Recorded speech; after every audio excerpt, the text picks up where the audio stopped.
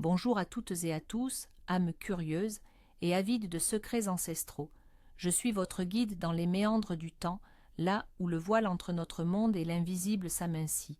Aujourd'hui, nous plongeons au cœur du 17 septembre, une date qui, à première vue, semble ordinaire, mais qui résonne en réalité de murmures anciens, de traditions oubliées et de mystères profondément enracinés dans l'âme de la France et au-delà. Préparez-vous à un voyage fascinant, car cette journée n'est pas qu'un simple repère dans le calendrier. C'est un carrefour énergétique où le passé se mêle au présent, où les prières des saints rencontrent les vestiges des croyances païennes. C'est un jour qui peut révéler des vérités cachées, si l'on sait où chercher et comment écouter, des signes du destin aux rituels protecteurs, en passant par des interdits millénaires. Le 17 septembre est une tapisserie riche en symboles et en avertissements. Alors, ouvrez grand vos esprits et vos cœurs, car ce que vous allez découvrir pourrait bien changer votre perception de cette date à jamais. Le 17 septembre est souvent associé, dans la tradition chrétienne, à la mémoire de plusieurs figures vénérées. En France, il est particulièrement lié à saint Lambert de Maastricht, un évêque martyr du 7e siècle, dont le courage et la piété ont marqué les esprits. Son histoire est celle d'une foi inébranlable face à l'adversité, d'un homme qui a défendu ses convictions jusqu'à son dernier souffle. Mais ce jour évoque également la sainte Hildegarde de Bingen, dont la sagesse et les visions mystiques continuent d'inspirer. Ces saints sont invoqués pour des raisons diverses et profondes, pour la protection contre l'injustice et la calomnie, pour la guérison des maux du corps et de l'esprit, pour la fertilité des terres et des foyers, et même pour trouver l'amour véritable ou pour renforcer les liens conjugaux. Les agriculteurs prient pour des récoltes abondantes et la protection de leurs bêtes, les malades pour le soulagement de leurs souffrances, et ceux qui cherchent leur voie pour la clarté et la guidance divine. L'écho de ces prières se mêle parfois aux murmures de traditions plus anciennes, pré-chrétiennes, où la nature et ses cycles dictaient les rituels. Ces racines païennes se manifestent dans une attention particulière aux signes naturels, à la protection du foyer et à la quête de prospérité avant l'arrivée de l'hiver, période de dormance et d'incertitude. L'histoire de saint Lambert de Maastricht est celle d'une vie dédiée à Dieu et à son peuple, une légende qui résonne encore aujourd'hui. Né vers 636 dans une famille noble à Maastricht, il fut éduqué par l'évêque Théodard, auquel il succéda en 670. Son épiscopat fut une période de grande ferveur et de réforme. Lambert était connu pour sa rigueur morale, sa charité envers les pauvres et son zèle évangélique. Il ne craignait pas de dénoncer les vices de son temps, qu'ils viennent des puissants ou du peuple. Imaginez cet homme debout, face aux figures les plus influentes, rappelant inlassablement les préceptes divins, sans jamais fléchir. Il se fit ainsi de nombreux ennemis, notamment à la cour de Thuderic III, roi des Francs. Lorsque le maire du palais, Ebroin, s'empara du pouvoir, Lambert fut exilé pendant 7 ans, contraint de vivre comme un simple moine dans le monastère de Stavelot. Mais son esprit ne fut jamais brisé. Au contraire, cette épreuve renforça sa foi et sa détermination. À la mort d'Ebroin, Lambert fut rappelé à son siège épiscopal sous la protection de Pépin de Herstal, un nouveau maire du palais. Les années qui suivirent furent celles d'un apostolat intense, mais aussi de nouveaux conflits. La légende raconte que Lambert s'opposa fermement à Pépin de Herstal concernant la conduite morale de ce dernier, notamment sa relation avec Alpaïde, la mère de Charles Martel. Le saint évêque ne transigea pas sur les principes de la foi, défiant ouvertement le puissant Pépin. Cette intransigeance lui coûta la vie. Dans la nuit du 17 septembre 705, ou 700 selon les sources, Lambert fut assassiné, probablement par des partisans d'Alpaïde, à Liège. La tradition raconte qu'il mourut en pardonnant à ses bourreaux, ses dernières paroles étant une prière. Son martyre fut rapidement reconnu, et il devint un saint vénéré, symbole de courage et de résistance face à l'oppression.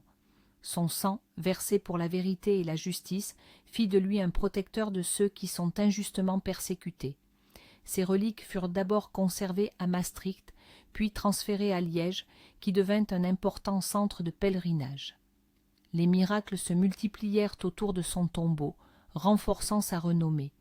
L'histoire de Saint-Lambert, c'est l'histoire d'une flamme inextinguible, d'un engagement total qui continue d'éclairer les cœurs, nous rappelant l'importance de la droiture et de la défense de nos valeurs profondes, même face au danger. Signe du destin, les murmures de l'invisible. Le 17 septembre est un jour où le monde se fait messager, où la nature et le quotidien nous envoient des signaux. Savoir les interpréter, c'est se donner la chance de naviguer plus sereinement sur les flots de l'existence. Présage météorologique et des récoltes. Si le matin est brumeux, mais le soleil perce avant midi, c'est signe d'un hiver doux et d'une bonne année pour les semailles de printemps. La brume retient les énergies négatives, mais le soleil les dissipe, promettant une nouvelle ère de croissance. Un ciel rouge flamboyant au coucher du soleil annonce de vents forts et de perturbations dans les 3 jours. Les esprits du vent se manifestent, agitant les couleurs du ciel pour prévenir des changements à venir. Attention aux récoltes tardives non encore rentrées. Si les oies sauvages commencent à voler en formation vers le sud, l'hiver sera précoce et rigoureux. C'est un avertissement des anciens esprits animaux, nous invitant à nous préparer sans tarder, à l'image de leur propre migration. Trouver une pomme particulièrement rouge et intacte sur le sol promet l'abondance dans le foyer pour les mois à venir. La pomme, fruit de la sagesse et de la connaissance, est ici un symbole de prospérité inattendue, une bénédiction de la terre. Si les araignées tissent de très grandes toiles et très épaisses, signe d'un automne doux mais d'un hiver très froid, elles se préparent, emmagasinant la chaleur, et nous conseillent de faire de même. Des feuilles qui tombent massivement et très vite. L'hiver sera long et la terre se reposera profondément. La nature se hâte de se dévêtir, annonçant un sommeil prolongé et un repos nécessaire. Une forte rosée, le matin du 17 septembre, signe de bonne santé pour le bétail et d'absence de maladie dans les mois suivants. La rosée, eau pure et purificatrice, bénit la terre et ses créatures, les protégeant des maux. Présage quotidien et financier, casser accidentellement un miroir ce jour-là.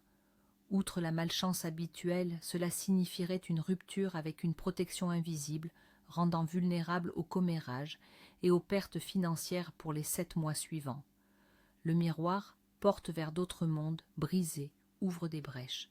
Trouver une plume d'oiseau, surtout blanche, c'est un signe de message divin ou d'un coup de chance inattendu dans les affaires. La plume est un don des esprits de l'air, porteur de légèreté et de bonnes nouvelles. Si une pièce de monnaie tombe de votre poche sans raison, méfiez-vous des dépenses imprévues. L'argent s'échappe de lui-même, annonçant une fuite financière, un avertissement pour resserrer les cordons de la bourse. Voir une hirondelle voler bas et près de votre fenêtre, un nouveau projet ou une opportunité financière se présentera bientôt. L'hirondelle, messagère du printemps et de la nouveauté, apporte ici la promesse de renouveau économique. Recevoir un compliment sincère de la part d'un étranger indique que vos efforts financiers actuels porteront leurs fruits. La reconnaissance extérieure est un signe que l'énergie circule positivement autour de vous. Les rêves de cette nuit portent vers l'inconscient. La nuit du 16 au 17 septembre est propice aux rêves prophétiques, des messages que notre subconscient nous envoie pour nous guider. Chaque symbole a son importance, chaque image est un fragment du futur, ou un reflet de nos peurs et désirs profonds. Rêver, d'eau claire et courante, rivière, source, c'est un excellent signe. Votre vie est sur le bon chemin, vos projets avanceront sans entrave et votre santé sera florissante. L'eau claire symbolise la pureté, la fluidité et la vie. Rêver de feuilles mortes ou d'arbres dépouillés indique une période de transition ou de perte à venir. Il est temps de lâcher prise sur ce qui ne vous sert plus pour faire place au renouveau, mais aussi cela peut signifier que de nouvelles opportunités naîtront de cette mort symbolique. Rêver de flammes ou de feux maîtrisés symbolise la passion, la transformation et l'énergie créatrice. Vous êtes sur le point de connaître un éveil spirituel ou une période de grande inspiration. Le feu purifie et illumine le chemin. Rêver d'un animal familier ou d'un totem. L'animal représente un aspect de votre personnalité ou une guidance spirituelle. Un chien peut signifier la loyauté d'un ami, un chat, l'indépendance ou la sagesse cachée. Écoutez son message il pourrait vous révéler une force intérieure insoupçonnée.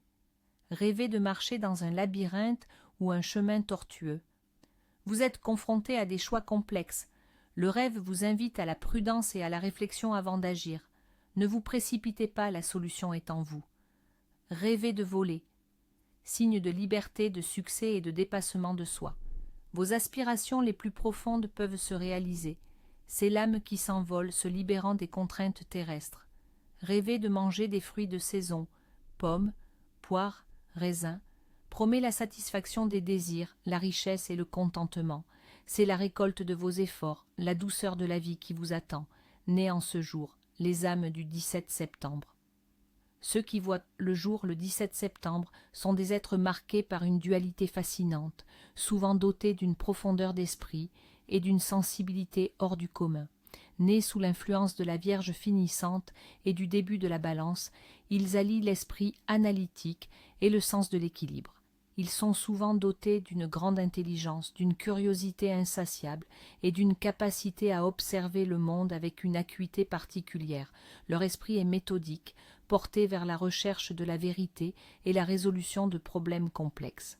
Ce sont des penseurs, des philosophes, des artisans du savoir qui cherchent à comprendre les mécanismes cachés de l'existence. Cependant, cette intelligence s'accompagne d'une profonde empathie et d'un désir ardent de justice. Ils ne supportent pas l'iniquité et sont souvent les avocats des faibles et des opprimés, à l'image de saint Lambert qui ne craignait pas de dénoncer l'injustice. Leur destin est souvent marqué par des choix cruciaux, des bifurcations où leur sens moral est mis à l'épreuve. Ils peuvent connaître des périodes d'isolement ou de solitude, car leur quête de perfection et leur haute exigence peuvent les rendre difficiles à comprendre pour leur entourage. Mais c'est dans ces moments de recueillement qu'ils puisent leur force et leur sagesse. Ils sont destinés à laisser une empreinte durable sur le monde, que ce soit par leurs œuvres, leurs idées ou leur influence bienveillante. Leur chemin n'est pas toujours facile, mais leur persévérance et leur intégrité les mènent toujours vers l'accomplissement. Ils ont une capacité innée à transformer les obstacles en opportunités, à trouver la lumière même dans les ténèbres les plus profondes. Ils sont les gardiens de l'équilibre, cherchant l'harmonie dans tout ce qu'ils entreprennent, et leur présence apporte souvent la paix et la clarté à ceux qui les entourent. Les saints noms du jour, les messagers du ciel. Le 17 septembre est un jour où les âmes de certains saints sont particulièrement honorées. Les personnes portant ces prénoms se voient conférer une protection spéciale et des qualités particulières. Parmi les plus courants, nous retrouvons Lambert, Dugermin, Landa, Terre et Bérat, brillants. Les Lambert sont souvent des êtres solides, ancrés, lumineux par leur intelligence et leur intégrité. Ils sont destinés à être des piliers pour leur communauté, des guides fiables et des défenseurs de la vérité, à l'image de l'évêque martyr. Hildegarde. Dugermin, Hilde, combat et garde, protection.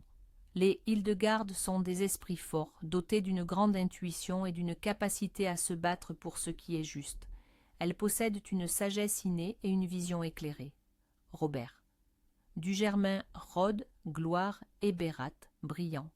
Les Robert sont souvent des leaders naturels, charismatiques et ambitieux, cherchant à laisser une marque positive sur le monde. Narcisse, d'origine grecque, lié à la fleur. Ce prénom évoque la beauté, l'élégance et parfois une certaine introspection. Les narcisses sont des âmes sensibles, dotées d'un sens esthétique prononcé. Ariane, d'origine grecque, signifiant très sainte. Les Arianes sont souvent des personnes créatives, intuitives, capables de guider les autres hors des labyrinthes de la vie. Tradition et rituel, ce qu'il faut faire en ce jour solennel. Le 17 septembre, jour de transition et de recueillement, est propice à des pratiques qui honorent les forces invisibles et préparent l'avenir. Ces rituels, hérités de nos ancêtres, visent à la protection, à la purification et à l'attraction des bonnes énergies. 1. Le rituel de purification du foyer et de protection de Saint Lambert. Objectif: éloigner les énergies négatives, les maladies et les querelles, et placer le foyer sous la protection bienveillante de Saint Lambert pour l'année à venir. Ce qu'il vous faut: une bougie blanche, symbole de pureté, de l'encens de benjoin pour la purification, de l'eau bénite, si possible sinon de l'eau de source, une petite icône ou image de Saint Lambert, si vous en avez une sinon une image de croix, et quelques feuilles de laurier séchées. Quand et comment le mener? Ce rituel se pratique au lever du soleil ou au crépuscule. Allumez la bougie blanche et l'encens, tenez l'image de Saint Lambert ou faites un signe de croix. Parcourez chaque pièce de votre maison, en commençant par l'entrée principale dans le sens des aiguilles d'une montre. À chaque seuil de porte et dans chaque coin, saupoudrez quelques gouttes d'eau bénite et laissez la fumée de l'encens se répandre. Récitez cette prière même à voix basse. Saint Lambert, vaillant martyr, protège ce foyer de tout mal et de toute discorde. Que ta lumière dissipe les ombres et que ta force nous préserve de l'injustice. Amen. Quand vous avez fait le tour, revenez à l'entrée et placez les feuilles de laurier séchées sous le paillasson ou au-dessus du linteau de la porte pour sceller la protection. Ce qu'il faut faire après: laissez la bougie se consumer entièrement, sous surveillance. Jetez les cendres de l'encens à l'extérieur, au pied d'un arbre, en signe de retour à la terre. Le sentiment de légèreté et de paix dans votre maison sera le signe de la réussite du rituel. Vous pouvez renouveler cette prière à Saint Lambert chaque fois que vous sentez le besoin de protection. 2. Le rituel des vœux. Silencieux, à l'eau vive. Objectif: formuler un vœu secret, obtenir une guidance ou attirer une bénédiction spécifique, santé, amour, prospérité, en le confiant aux forces de la nature. Ce qu'il vous faut: un petit galet lisse, trouvé naturellement, un ruban de couleur correspondant à votre vœu, vert pour l'argent, rose pour l'amour, bleu pour la santé, blanc pour la purification ou la paix, et un cours d'eau naturel, rivière, ruisseau, fontaine naturelle. Quand et comment le mener? Rendez-vous au bord de l'eau durant la journée. Tenez le galet dans votre main et concentrez-vous intensément sur votre vœu. Visualisez-le comme déjà réalisé. Enroulez le ruban autour du galet en répétant votre vœu 3 fois à voix basse ou mentalement. Esprit de l'eau vive, entendez mon appel. Que ce galet emporte mon vœu, dites votre vœu, vers les profondeurs et que les courants le mènent à son accomplissement. Par la puissance de l'eau, que mon désir se manifeste. Lancez le galet dans l'eau d'un geste délibéré en le laissant glisser doucement pour ne pas faire de grandes éclaboussures. Observez-le disparaître. Ce qu'il faut faire après: ne parlez de ce vœu à personne, sa puissance réside dans son secret. Laissez les forces de l'eau œuvrer en silence. Les jours suivants, soyez attentifs aux signes, aux opportunités ou aux rencontres qui pourraient être une réponse à votre demande. 3. La dégustation rituelle des fruits de l'automne.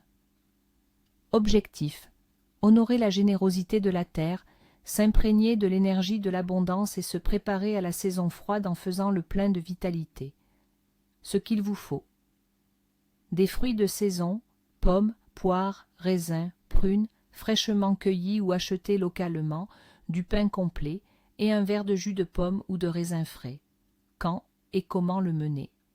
Ce rituel se fait au cours d'un repas, idéalement le déjeuner ou le dîner, en famille ou seul.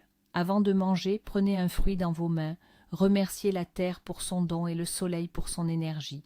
Dites: par ces fruits de l'automne, je reçois l'abondance et la vitalité, que leur essence me nourrisse et me protège.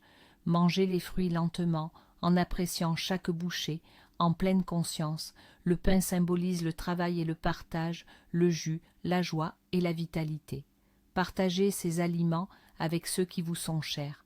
Ce qu'il faut faire après: conservez les pépins des fruits, surtout des pommes, et jetez-les plus tard dans la terre comme une offrande pour les futures récoltes.